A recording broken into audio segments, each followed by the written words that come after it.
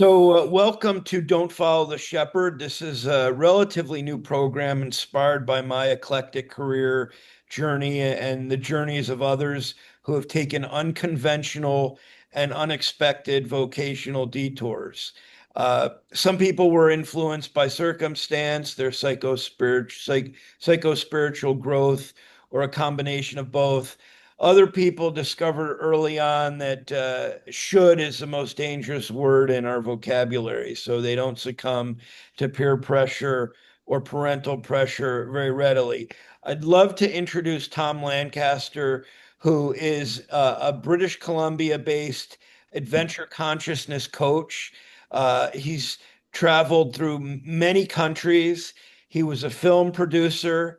He has a academic background in media, and he helps ambitious people. I don't want to speak for you. I kind of will let you kind of tell people what you do, but he connects people with the great outdoors in ways that really enhance their spiritual well-being. And maybe he can speak to that better. So tell me more about what an adventure consciousness coach is, because it's to me it's cutting edge in the spiritual realm, and getting people in touch with nature is so important. So would you tell us a little more about what it all entails? Yeah, absolutely. Well, first of all, thanks so much for having me on the show. Excited to be here, and I hope we're going to have a valuable and exciting discussion. I always love these things, and it's part of adventure consciousness. I have no idea where we're going to go in this conversation today, and that's kind of exciting to me. Um, so yeah, adventure consciousness coach. Probably a lot of people are thinking, well, what the hell's adventure consciousness?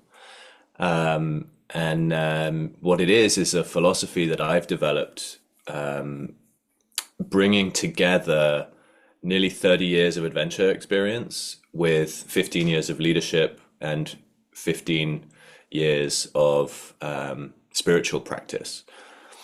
And what I've learned is that adventure, leadership, and spirituality are three strands of the same rope, and they're inextricably woven together. And so when you develop one, you inevitably and unavoidably develop the other two. So what that means for me in terms of what I do is I say I take successful people out into the wilderness to show them what money can't buy. Most people achieve success by wearing various different masks, some of which are true to their authentic expression, and some of which are not. And I found a lot of times success is built on pain. Someone builds their big company to prove something to their dad, or show something to the bully at school, or whatever it is. It's like the success in itself is actually a mask on top of the pain that they're feeling. The result of which is the success doesn't bring them the happiness that they thought it would. Nature doesn't care about the masks that you wear, and you know this as a bear biologist. Nature couldn't give a stuff if you're a CEO, or if you're a husband, if you're a mother, if you're a lawyer or a cyclist, right? It doesn't care. It responds to who you're being in the moment. And what I've found with after 5 or 6 years now of executive coaching experience, one day in the wilderness I found can be more transformational, more powerful than 6 months of coaching via Zoom or phone, because the mountain will always show you something, and it will show you exactly what you need to hear. And then my job is to help you see it, help you hear it, and help you integrate it. Yeah, that's beautiful. I remember living in Alaska. The landscapes uh, change your sense, your perspectives in so many ways because you look out and you're like, wow, there's so many bigger things out there, literally and figuratively. And the environment can have such a dramatic effect on how we see things living in emerging countries. Suddenly money doesn't mean anything because you can't, no one, you can't compete with anyone. No one cares about your status. Bears don't care whether you have this credential or another. But and I fall trapped to this myself of getting caught up in identity, et cetera. I still do, but it's beautiful what you said. Yeah. How,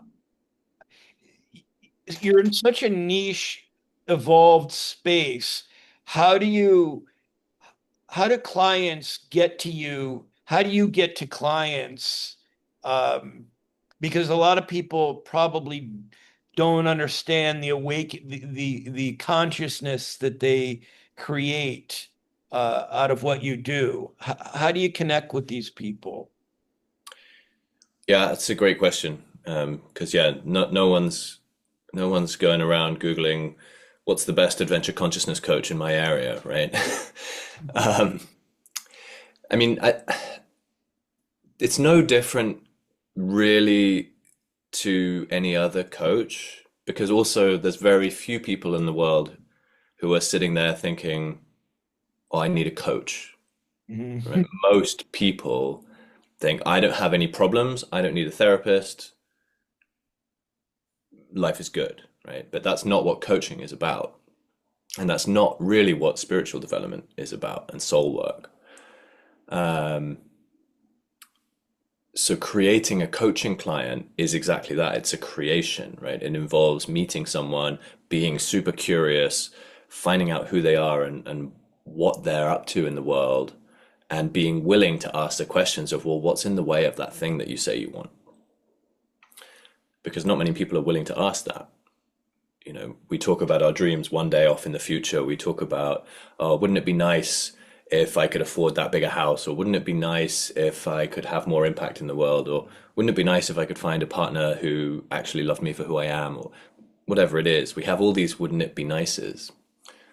But no one ever actually asks us what's in the way. So it all happens in conversation. I'm fortunate that I have two access points. I have the that I want to climb a mountain or go into the wilderness access point, which then, because I'm not a guide. There's plenty of like guiding companies who you pay them $5,000 and they will drag you up a mountain. That's not what I'm about. So my first question is, why do you want to climb a mountain? So example is a guy here in Squamish. When I met him, we have this like giant cliff, right? Literally like the other side of this wall where I'm talking to you, which is kind of Squamish's El Capitan. It's like 500-meter rock face.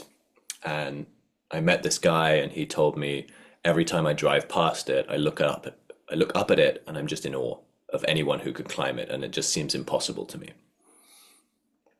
So I said to him, do you want to climb it? And like already just in that moment, his brain, like his whole perception of possibility shifted. So that's the kind of adventure first. I love when people tell me their impossible goals, their impossible dreams, and like, okay, look, well, what would that be like if it was possible? What if we made that happen? What would shift in your life? But then there's also the angle, the more traditional coaching angle of my life. I'm just not fulfilled. I'm not satisfied in my life. I have all this success, all this stuff that I've created, but it feels empty somehow. It feels meaningless. Okay, well, let's talk about that. Let's explore what fulfillment actually feels to you, what satisfaction feels like to you. What does success actually mean to you? Because it sounds like you're living someone else's version of success. Sounds like everyone else thinks you're successful, but you feel hollow and you dread going to work. Well, let's go on an adventure and explore it. So it's kind of, I have these two prongs, but it all happens in conversation. It all happens in curiosity and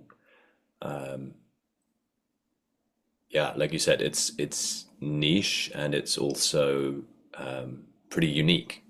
There's very few people who do what I do. I mean, well, I'm the only one who does what I do, but there are some people who operate in a similar space. But I only know maybe five. So Yeah, yeah, it's not something that people are out looking for yeah. necessarily. I imagine that um, you encounter a lot of people who either have a fear of success or a fear of failure to some degree, or have in their lives. I was so impressed. I read that you had climbed Everest on the height of Everest on a wall, on a rock climbing wall. And what hit me, not only is that a fantastic achievement, but I'm not the kind of person like the fear of success and the fear of failure would both creep in on someone like me, right? And someone like you can help people when you're out in nature or in whatever particular environment, really ask the right questions and get them thinking in a completely different way. And I imagine, a lot of the pivotal work that you really do in helping people transform. Um, uh, I love people who really aren't worried about conforming, and it sounds like not only aren't you worried about it necessarily, but you help other people move beyond that hindrance, if you will. Um, Yeah, absolutely. Conforming is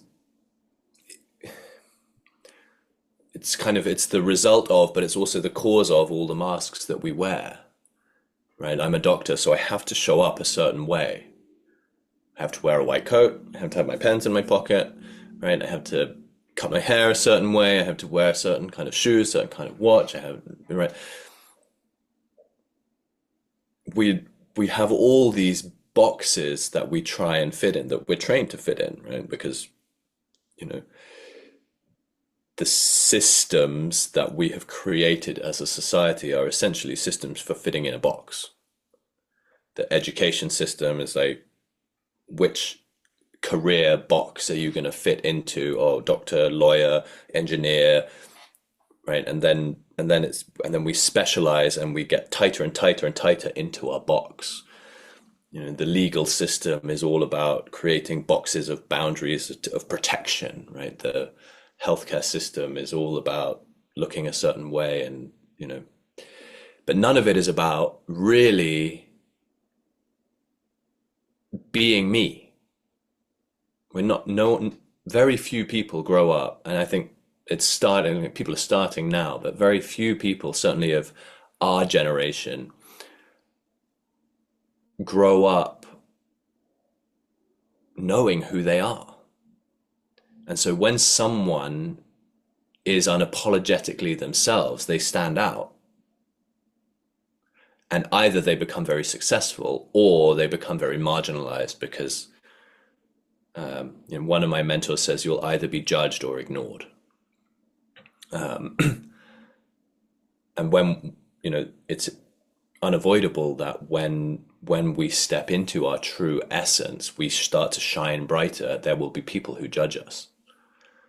I was talking just yesterday to a founder who's building a new product, and we were talking about his 1-star reviews, and he was feeling very distraught about them, or like it was weighing heavily on him that in his very early stage, he'd just done a small beta run of his platform, and he had a very tiny number of 1-star reviews that was completely clouding his massive, comparatively massive 5 and 4-star reviews. And so there is an element of I think fear of success and fear of failure ultimately comes down to fear of judgment. Because if I succeed, I will be judged. And if I fail, I will also be judged. And so there is a willingness to, there is a boldness to really doing this work and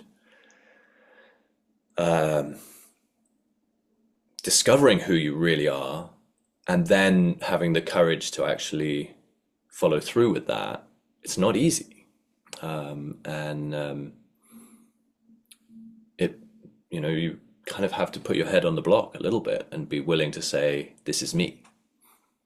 But when you do that, and that is certainly one of the things that I help people with, and that nature helps people with, is to be those guardrails as they kind of, you know, learn what it means to be truly authentic and to live from their heart and not from their head. Because it's just like riding a bike or any other skill. You're going to fall down, and it's in the falling down that you learn and then you grow. I don't know if that answers your question. Yeah, yeah. No, one poignant thing that you said was high achievers often experience success in one area while another falls apart. Um, can you see that? Can you clearly see that when you're working with people that or what is the root of that? What differentiates those or I guess I'm interpreting it a little different. So a lot of these people are so focused, let's say, on finances, that they don't smell the roses. Like for me, I was so interested. I thought degrees were really important. I was trying to prove something to myself and perhaps other people, and I was chasing something without really enjoy. I couldn't even enjoy. This is what I don't like about school. I don't think you can enjoy your passions if you're constantly being judged with a grade here and there. It takes all the passion out of it.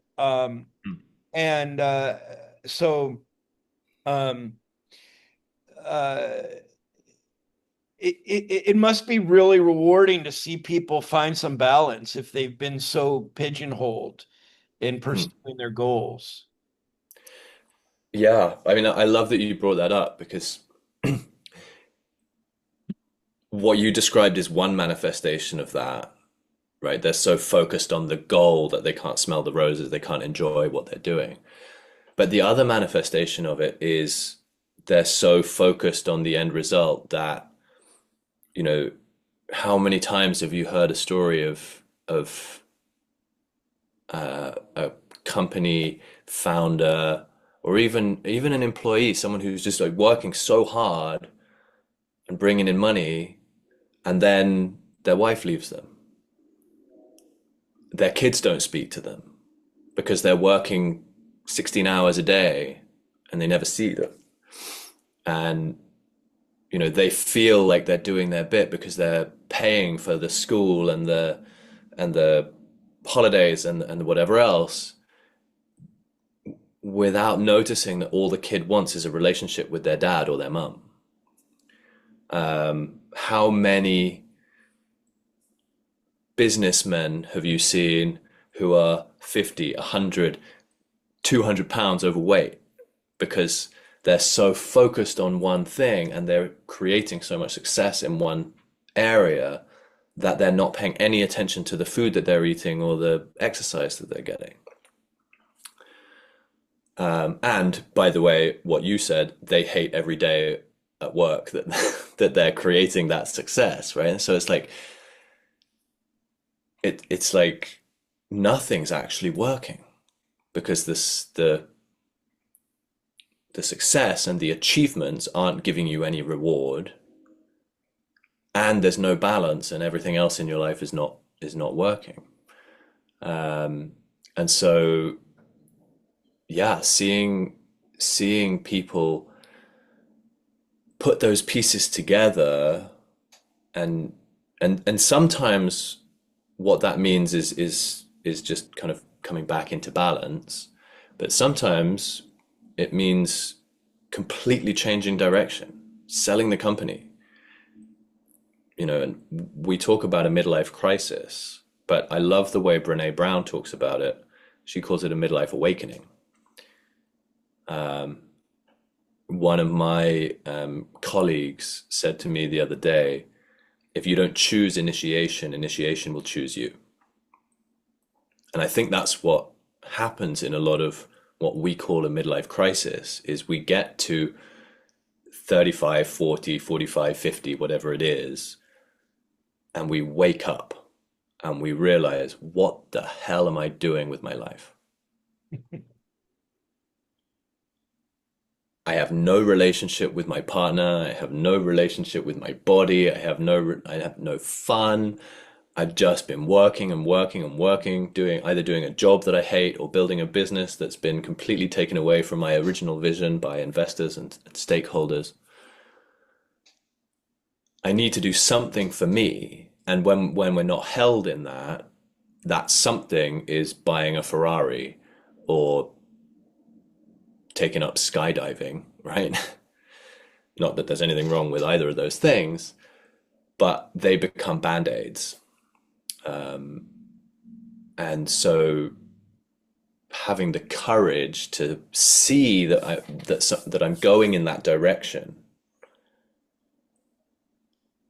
and that in that direction there is only rocks and sharks, and having the courage to do something now while I still have energy, while I still have connection, while I still have health, and not wait till it's too late is really a beautiful thing to have the honor to be a part of.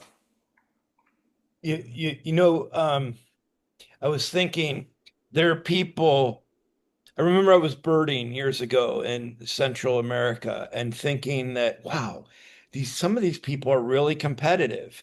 There are people who um, uh, want to reach the summit of the largest, like they want to check off lists, but they're not enjoying the experience. So you probably encountered those adventurers who the layman might be a little confused at thinking, well, that's an example of someone who's attained consciousness, but they're not enjoying the experience. They're doing it in nature, but it's almost like following a social media page. It's like just building followers, building achievements, but not enjoying it. What is your take on that? Or how do you encounter people like that?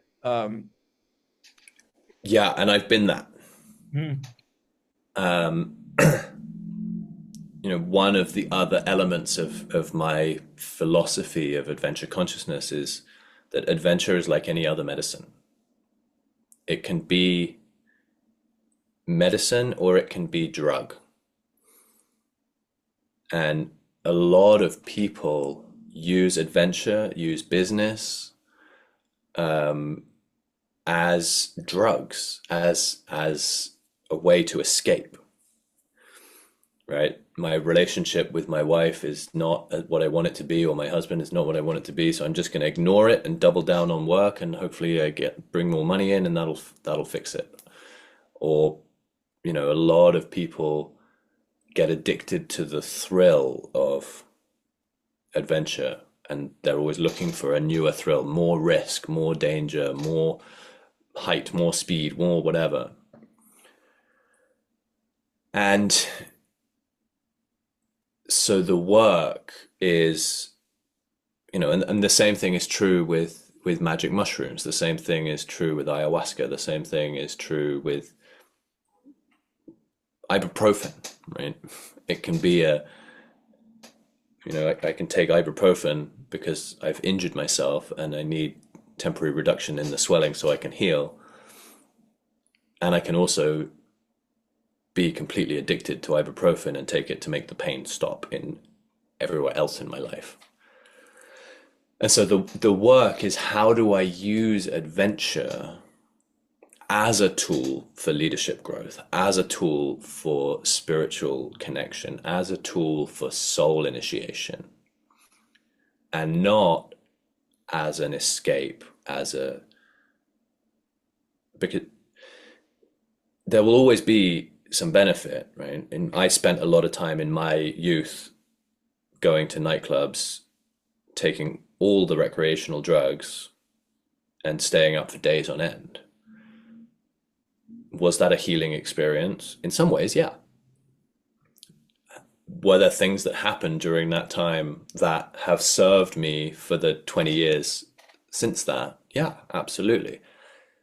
And was I like really cutting a fine line with death? Yeah, I was. Um, and so it's how do I get the medicine without the dark side? And so it's, you know, to come back to kind of my work, yes, high achievers want to achieve. They want to be on the summit. They want to be, and so it's in like my job is kind of twofold. One, to help them achieve more success, but two, to question why do they want that? What will that give you? When you sell your company for $100 million, what will that actually give you? When you stand on the top of that mountain, what will that give you? When you meditate in a cave for 10 days, what will that give you? Because a lot of time we think we want the thing, but we don't know why. Um, there's a brilliant book called Wanting. Um, I think the author is Luke Burgess, and he talks about mimetic desire, which is basically that we learn to want things from other people. I see that you want something, and so therefore I want it, and that's why advertising works. That's why celebrity culture works, because we see David Beckham's wearing whatever Calvin Klein underwear, and so I better wear Calvin Klein underwear. But we never think, well, why specifically do I want Calvin Klein underwear? Um, so it's, and that's a part of helping people to really understand who they are and what success actually means to them. Because a lot of the times when you drill down into the thing that someone is chasing, they they think it's going to give them something that it probably won't. Contentment, fulfillment, satisfaction. But actually, all it's going to give them is more emptiness. um, and so yeah, with a lot of high achievers, it's it's actually a process of slowing down and really tuning in and and listening, um, rather than chasing, chasing, chasing. Yeah, it's so interesting that I think of in like the wildlife viewing field, there are people who want to count off, the big five in Africa. They can't just be in the moment and say like, wow, I may not see the animal right in front of me, but that could be a um, that could be selfish in its own right. But I'm here. I have a chance to like just to enjoy. There's just we quantify everything, particularly social media culture, celebrity culture, all of these things that I'm immersed in now. People, it's like there is really no substantive enjoyment. It's just checking things off. Mm. Um, and I guess I want to switch to something that kind of intrigues me, and I think it's related to this. When you when you work with new clients, do you ever see someone who like, wow, you're a great fit for this adventure, not because they're necessarily physically fit for something, but because you recognize you see something in them, the energy is there that you're like, wow, I think you'll really benefit from this expedition or this particular experience. Yeah, totally. One of the results of working with me is a deeper connection with intuition. And intuition plays a huge part in my work. So I find a lot of the time I'm talking to someone and I just get this download. Like, so with that guy who I mentioned, with the chief, I'm not going to take everyone climbing the chief. That's a serious thing to do. And he did it on his second ever time wearing a pair of rock shoes. We went for a training session. I taught him the basics of climbing, and I made a judgment call that he was ready. And not only ready to climb it, but ready to hold my rope. Like I was putting my life in his hands as much as he was putting his life in my hands. And so it's not everyone that I would suggest such a, for a lot of people, extreme challenge. But there was exactly what you said. There was something that I saw that told me that this was the experience that he needed to have. And it was exactly the experience that he needed to have. And so I have, I have some kind of off the shelf adventure experiences, but a lot of what I do is very bespoke, especially with like long term one on one clients. So a lot of times the way that a one on one agreement will play out is that it's 9 months or a year that we work together, and in the middle is a big adventure. So whether that's climbing a mountain or whether that's doing a big trek or whatever it is, might also be just being alone in the wilderness for 10 days, which is a extraordinary experience to have. So the first part of the container is preparation mentally, physically, spiritually, and emotionally to go on this trip. And then the second half is integration and harvesting. And I feel like I've lost my way with it. Remind me what the question was that you Oh, asked. the notion of you tailoring some of these trips for Right. those. Yeah. Yeah. Yeah. Of course. And yeah. So for that, where it's like your big adventure, like it's totally customized, and it could be anything. It could. There's one guy I'm talking to about going to Kilimanjaro. I've never climbed Kilimanjaro before, but it's always been on the list.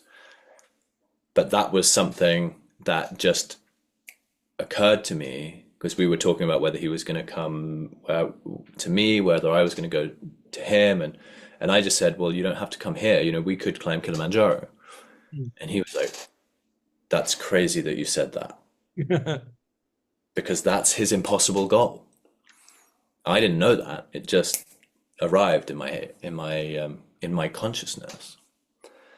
And so maybe that's what we're going to do together. Maybe not. Maybe we'll decide on something else. But for the most part, it's entirely customized, based on a lot of factors. How spiritually connected is someone? How physically fit is someone? How experienced in the outdoors, in the mountains, in the forests are they? So it's really tailor made, even though I have these off the shelf options. Wow. Um, what was I gonna say? Oh, your media background. Uh, So at the request of the clients, are they filming things, or do you film for like promotional purposes, or do you not film much? I assume maybe you film for your own purposes on some of these trips, or Um, yeah, it's an interesting thing because it's actually a lot of the time it's pretty tricky to film. Certainly, like on a rock climbing, right, right. it's even hard to take pictures because you're always doing something that is safety dependent. But on more hiking, generally being in the woods, yeah, if the client wants it, it's always nice to have a drone shot of you standing on the summit of a mountain or whatever it is, hiking across a bridge. And Well, the reason I ask, I guess, is because it's so much of your background. It's like, wow, someone has your skill set. When you're out there already in the great outdoors, Mhm. you get a chance to, and maybe that's not even a desire of yours anymore, but I just was curious. Uh, because in fact, I remember living, uh, I became a better photographer when I was in nature, because I had the opportunity to take pictures of things. I Mhm. wasn't always, there was always something to shoot, right? I wasn't, and I'm not a great photographer, but um, yeah, wow.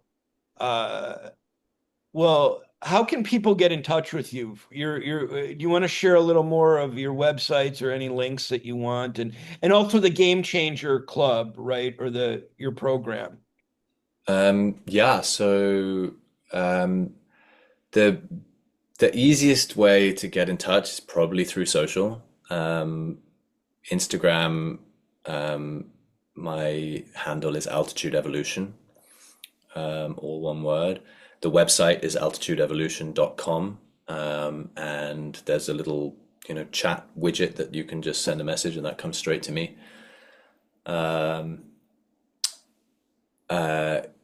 Pretty easy to find on Facebook and LinkedIn if you just put in Tom Lancaster and coach or adventure, or it will probably come up.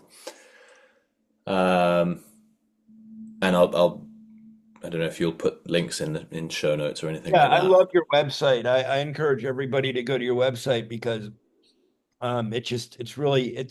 it's really interesting. Like Tom Bridges, as he says, spirituality and adventure in ways that are just kind of fascinating. And I think you're so far ahead of the game, but um, I think people will find the website pretty cool actually as well. Yeah, there's a lot of there's a lot of stuff, and the website will really give you a sense of like what am I talking about with this adventure consciousness thing.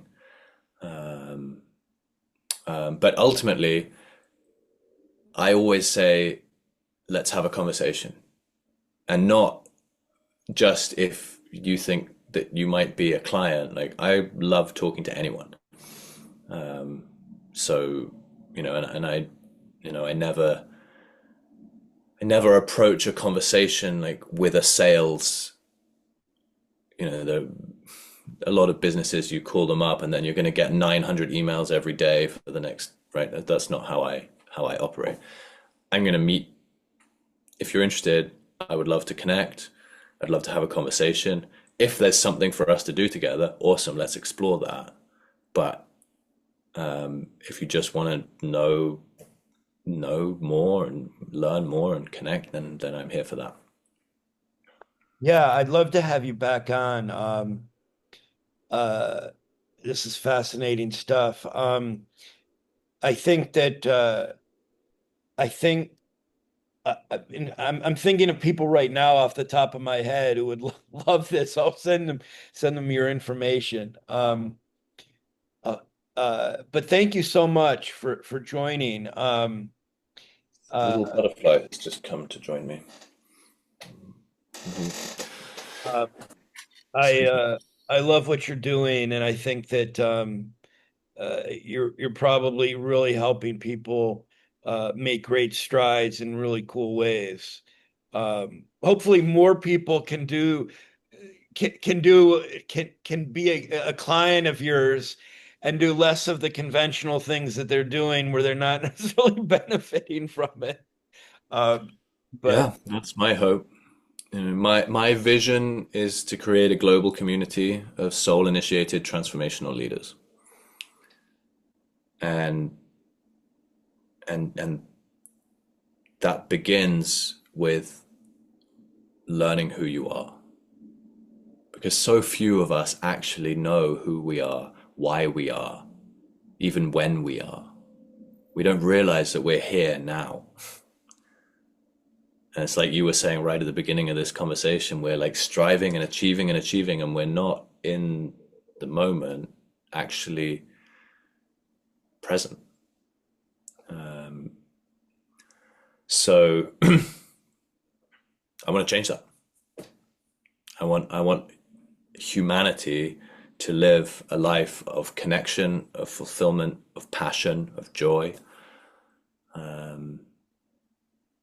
So I'm here for it. well, thank you so much. I'll definitely stay updated on all that you're doing, and I appreciate you coming on the program. I really appreciate you having me on. It's been an absolute pleasure and happy to come back anytime. Thank you.